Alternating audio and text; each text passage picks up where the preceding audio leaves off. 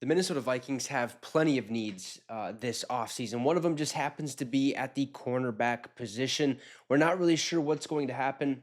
We will be getting Mekhi Blackman back this season after he tore his ACL last year, but there's a lot of question marks, right? Byron Murphy Jr., who knows if he's coming back? Do the Vikings want to use the tag on him? We'll get to that here in the second video today. So if you're watching this one, that one has all of a sudden come out. Make sure to click on that. But other than Byron Murphy, right? Shaq Griffin, who knows if the Vikings are going to re-sign him? Stephon Gilmore's probably gone. A lot of these guys that are, behind those like fourth or fifth in the depth chart, we really don't know what's going to happen at the cornerback position. So that is a big need for Minnesota. So we've looked at free agency and stuff like that. We could talk more about the free agency class, but at the same time, I think it's time to look at the upcoming draft class. There's a couple good corners in this year's draft class, one of which is from Notre Dame and could be an absolute steal, could be a stud, and actually has been selected or mocked to the Minnesota Vikings multiple times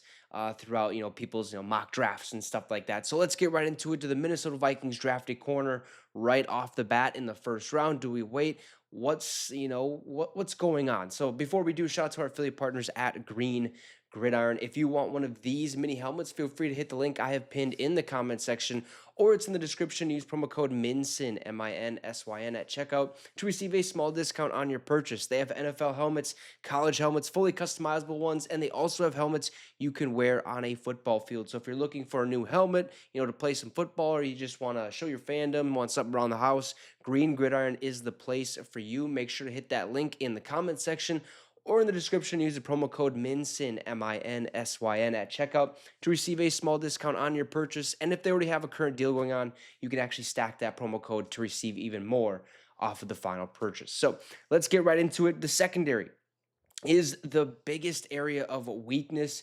I wouldn't say the biggest, but definitely right up there for the Minnesota Vikings.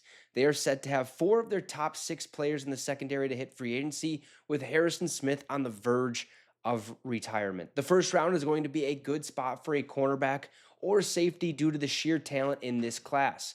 There are a lot of different players the Vikings can target with unique skill sets. The latest installment of the Skull Search for A to Z Sports focuses on a very popular name in NFL mock drafts for the Vikings in Notre Dame cornerback Benjamin Morrison. So who is this guy? I didn't really know too much, but I should have, because they did play in the national championship game. So it is what it is. But this guy, Benjamin Morrison, played for Notre Dame.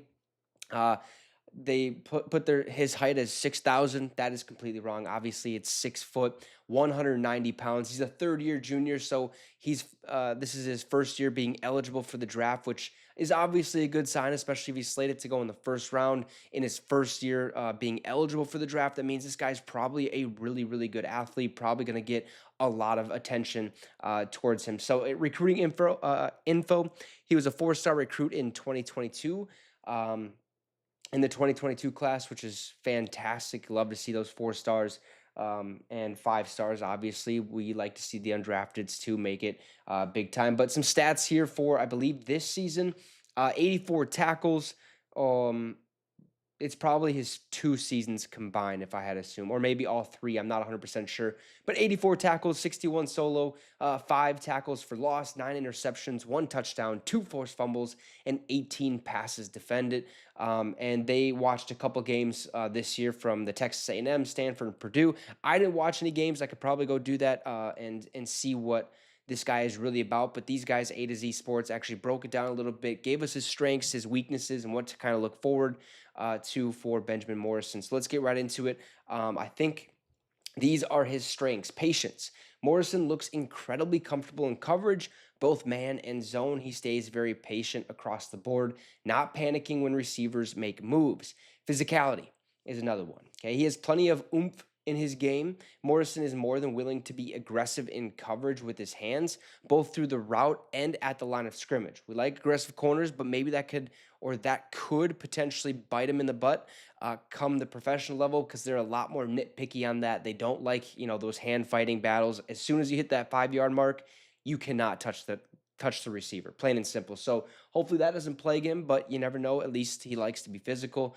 And his athleticism. Morrison is a very good athlete, plays under control with consistency, with great lateral quickness and smooth feet. All things you like in a corner, right? He's smooth, he's agile, he's very consistent, he's under control, he's patient, which is good when you're trying to guard a top tier receiver and wait for that ball to really make a last second effort to maybe knock it down or whatever, or pick it off. You never know, right? And he's physical. Corners really don't get the, how do you want to say, the title of being physical because they're more of a speed threat, knock the ball down, just kind of, talk trash. But we like physical corners. Weaknesses go as follows. Closing speed. Morrison is a good athlete, but his top gear just isn't what you need it to be. He's great when he's great when in the hip pocket, but struggles closing quickly. So if he's locked on your receiver, good luck trying to get away from him. But if for some reason the receiver finds a little bit of separation, it's very hard for Morrison to gain that ground back and really make a play on the ball, which is also a little worrisome. So you got to watch that, but I think that could be cleaned up at the NFL level.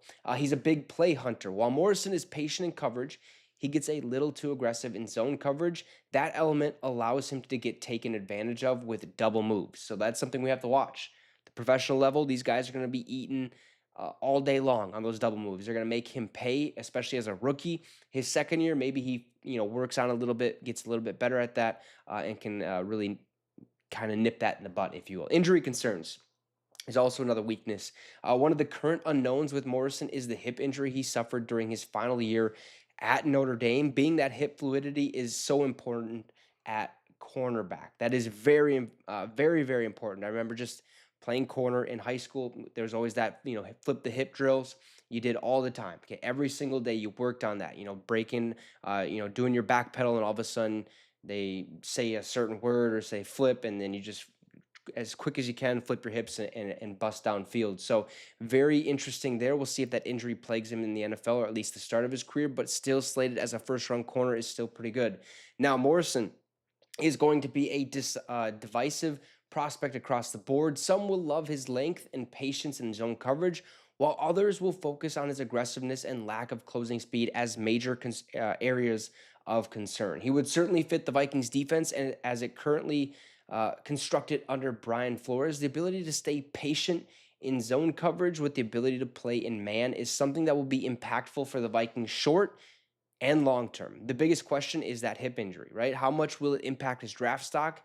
Will be an intriguing factor to look forward to. Now, I think a lot of these questions will be answered, obviously, at this year's combine. I'm more than certain this dude is probably invited. How much of the combine does he do? Does he go through the 40? How does that hip feel? Because obviously you go to the scouting combine, you're automatically going to get a physical, which basically all that medical information not only gets shared to every single team, every organization, but it also gets shared to us publicly. So all of us as fans can look at this and be like, that's a red flag. That's a green flag. But ultimately, in the end, it doesn't matter what we think. It matters what the organization thinks. So we'll keep an eye on that hip injury. But maybe, just maybe, the Vikings could find a steal at cornerback in Benjamin Morrison. So keep an eye on that. Let me know what your thoughts are in the comment section down below. Drop a like and subscribe to the channel. It'd be much, much appreciated. Have a great rest of the night, folks. And Skull Vikes.